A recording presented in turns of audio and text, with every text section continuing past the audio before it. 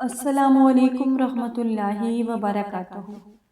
ناظرین کرام، آج ہم ایک نہایت حساس اور اہم موضوع پر بات کر رہے ہیں۔ اکثر سوشل میڈیا پر ایک جملہ بہت تیزی سے پھیلتا ہے کہ ایک خاص لفظ ایسا ہے جسے پڑھنے سے کینسر جیسی بیماری صرف 3 دن میں جڑ سے ختم ہو جاتی ہے۔ یہ سن کر دل کو ایک امید ضرور ملتی ہے، مگر یہاں ہمیں سچائی کو سمجھنا بھی بہت ضروری ہے۔ حقیقت یہ ہے کہ کینسر ایک پیچیدہ اور سنجیدہ بیماری ہے جس کا علاج صرف کسی ایک لفظ یا دعا سے فوری طور پر ختم نہیں ہوتا۔ اسلام ہمیں دعا، ذکر اور اللہ پر یقین رکھنے کی تعلیم ضرور دیتا ہے، اور یہ چیزیں انسان کو روحانی سکون، ہمت اور امید دیتی ہیں۔ لیکن ساتھ ہی دین ہمیں یہ بھی سکھاتا ہے کہ بیماری کی صورت میں علاج کروانا بھی ضروری ہے۔ ناظرین کرام، اگر کوئی شخص یہ کہے کہ صرف ایک لفظ پڑھنے سے 3 دن میں کینسر ختم ہو جاتا ہے، تو یہ بات حقیقت پر مبنی نہیں ہے۔ ہاں، اللہ کی ذات ہر چیز پر قادر ہے اور دعا میں بہت طاقت ہے، لیکن ہمیں اس کے ساتھ ساتھ مستند ڈاکٹروں سے علاج کروانا اور جدید میڈیکل طریقوں کو اپنانا بھی لازمی ہے۔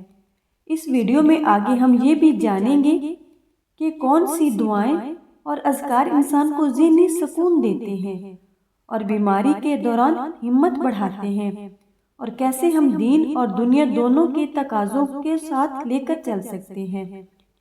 تو ناظرین کرام، اس ویڈیو کو آخر تک ضرور دیکھیے تاکہ آپ حقیقت کو سمجھ سکیں اور کسی بھی غلط فہمی کا شکار نہ ہو۔ کیا واقعہ ایسا ممکن ہے؟ کیا واقعہ صرف ایک لفظ میں اتنی طاقت ہو سکتی ہے کہ وہ ایک پیچیدہ بیماری کو چند دنوں میں ختم کر دے، یا اس کے پیچھے کوئی اور حقیقت چھپی ہے؟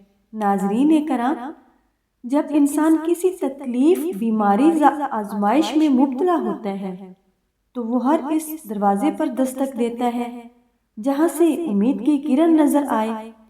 کینسر جیسی بیماری جس کا نام سن کر ہی انسان کے قدم لرز جاتے ہیں، اس کے بارے میں اگر کوئی شخص یہ کہے کہ صرف ایک لفظ پڑھنے سے یہ ختم ہو سکتی ہے، تو دل فوراً اس بات کو ماننے کے لیے تیار ہو جاتا ہے۔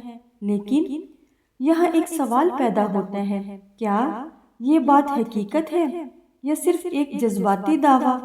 اسلام ہمیں یہ ضرور سکھاتا ہے کہ اللہ تعالیٰ ہر چیز پر قادر ہے۔ وہ کن کہتا ہے اور چیز ہو جاتی ہے، وہ شفا دینے والا ہے، وہی بیماری دیتا ہے اور وہی اسے دور کرتا ہے۔ قرآن پاک میں بھی شفا کا ذکر موجود ہے اور دعاؤں کی تاثیر سے کوئی انکار نہیں کر سکتا۔ بے شمار ایسے واقعات ملتے ہیں جہاں لوگوں نے دعا کے ذریعے سکون پایا، بیماری میں بہتری آئی اور دل کو اطمینان ملا۔ لیکن ناظرین، کیا اس کا مطلب یہ ہے کہ ہم صرف ایک لفظ پر بھروسہ کر کے علاج کو چھوڑ دیں؟ کیا ہم ڈاکٹر، دوائیں اور جدید میڈیکل سائنس کو نظر انداز کر دیں؟ یہاں اصل بات سمجھنے کی ہے۔ اسلام توازن کا دین ہے۔ یہ ہمیں نہ صرف اللہ پر بھروسہ کرنا سکھاتا ہے بلکہ اسباب اختیار کرنے کا بھی حکم دیتا ہے۔ نبی کریم صلی اللہ علیہ وآلہ وسلم نے خود علاج کروایا، صحابہ کرام کو بھی علاج کی تلقین فرمائی۔ اس کا مطلب یہ ہے کہ دعا اور دوا دونوں ساتھ ساتھ چلتی ہیں۔ ناظرین کرام، وہ لفظ جس کے بارے میں اکثر لوگ بات کرتے ہیں وہ دراصل یا شافی ہے، یعنی اے شفا دینے والے۔ یہ اللہ تعالیٰ کی ایک صفت ہے۔ اس کو پڑھنے سے انسان کو سکون ملتا ہے، دل مضبوط ہوتا ہے اور امید پیدا ہوتی ہے۔ لیکن یہ کہنا کہ صرف اسے پڑھنے سے 3 دن میں کینسر ختم ہو جائے گا، یہ ایک مبالغہ ہے، ایک ایسی بات جو حقیقت سے دور ہے۔ سوچنے کی بات یہ ہے کہ اگر واقعہ ایسا ہوتا تو دنیا میں کوئی بھی انسان کینسر کا شکار نہ رہتا، ہر ہسپتال خالی ہو جاتا، ہر مریض چند دنوں میں ٹھیک ہو جاتا ہے۔ مگر حقیقت اس کے برعکس ہے۔ یہاں ایک اور پہلو بھی ہے جس پر غور کرنا ضروری ہے۔ بعض لوگ سادہ لو عوام کے جذبات سے کھیلتے ہیں، وہ ایسی باتیں پھیلاتے ہیں جو سننے میں لگتی ہیں لیکن حقیقت میں وہ لوگوں کو گمراہ کر رہی ہوتی ہیں۔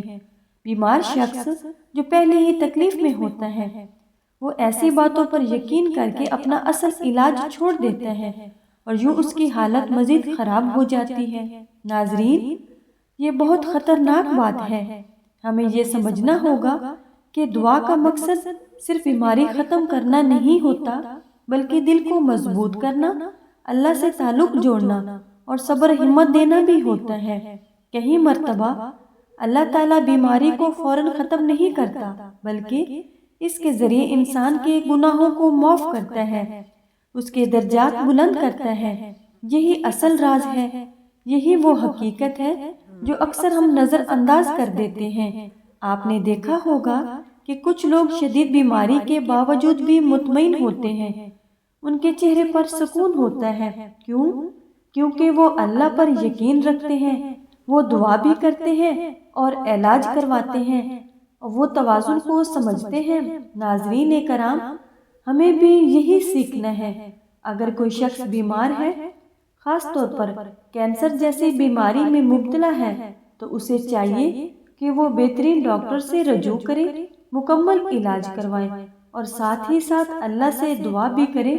یا شافی پڑھنا ایک اچھی بات ہے، قرآن کی تلاوت کرنا بہترین عمل ہے، لیکن اسے علاج کا متبادل نہ سمجھیں بلکہ اس کا ساتھ سمجھیں۔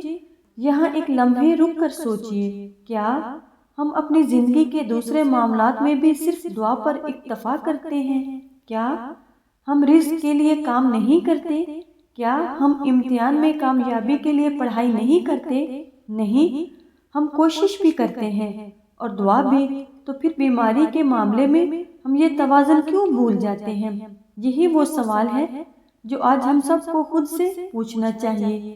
ناظرین، اصل طاقت کسی ایک لفظ میں نہیں بلکہ اللہ پر کامل یقین میں ہے۔ اصل شفا صرف اللہ کے پاس ہے، لیکن وہ ہمیں اسباب کے ذریعے دیتا ہے۔ ڈاکٹر، دوا، ہسپتال یہ سب اسی کے بنائے ہوئے ذرائع ہیں، اور جب بندہ ان سب کو اختیار کرتے ہوئے اللہ کی طرف رجوع کرتا ہے، تب اس کی دعا وہ اثر پیدا ہوتا ہے جو دل کو سکون دیتا ہے اور کبھی کبھی حیران کن نتائج بھی سامنے لاتا ہے۔ تو ناظرین کرام، اس ویڈیو کا مقصد آپ کو مایوس کرنا نہیں بلکہ حقیقت سے آگاہ کرنا ہے۔